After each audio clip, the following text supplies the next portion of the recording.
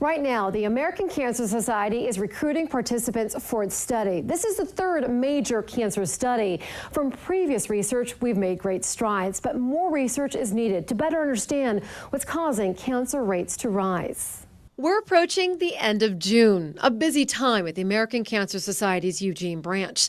Posters, T-shirts, and sign-up sheets for Relay for Life line the hallways. Right now, we're into Relay. Pat Cookson and her Eugene team are coordinating 13 events, including Eugene's Relay for Life, now the 6th largest Relay for Life in the world.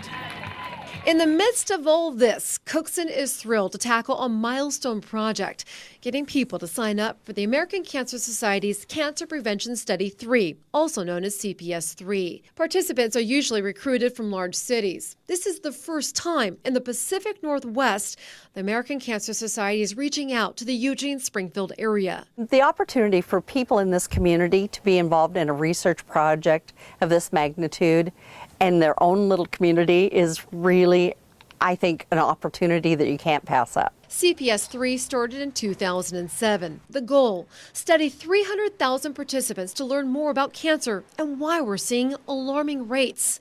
1 in 2 men and 1 in 3 women will be diagnosed with cancer in their lifetime. While there's not a cure, researchers have made strides.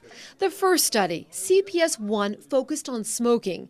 It tracked participants to prove that smoking didn't cause cancer.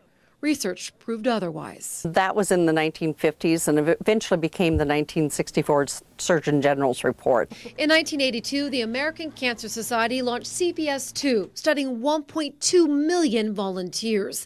The study, which is ongoing, looks for links as to what's causing cancer. From long-term follow-up, researchers discovered the link between diabetes and cancer of the pancreas and colon, the link between physical activity and lower risk of certain cancer, and the impact of hormones, physical activity, diet, and medication, as well as vitamins in relation to cancer risk. We need to build on that study. Basically, how we live our lives, how we choose to live our lives, along with some environmental factors. And then we also want to look at genetics, what your family history is. Cancer Prevention Study 3 comes 25 years later, and times have changed dramatically. Gone are landlines. Instead, we rely on mobile phones. More people are dining out. Obesity rates have skyrocketed.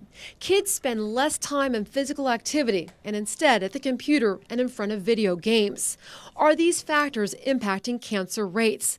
This is the final year to enroll in CPS 3. The study is open to anyone between the ages of 30 and 65 who has not been diagnosed with cancer and willing to commit to a long-term study over the next 20 to 30 years. The initial sign-up does require a blood draw, but after that, it's just filling out a questionnaire every couple of years. Well, that's one of the contacts we'll do is hitting Lane County as an organization. A team is in position networking and getting the word out. The goal is 600 volunteers, but organizers have set much higher expectations. I also included like a question and answer. The American Cancer Society is currently enrolling participants. You can sign up online and learn more about CPS 3 at our website, KEZI.com. In the studio, Sean Cuellar, KEZI 9 News.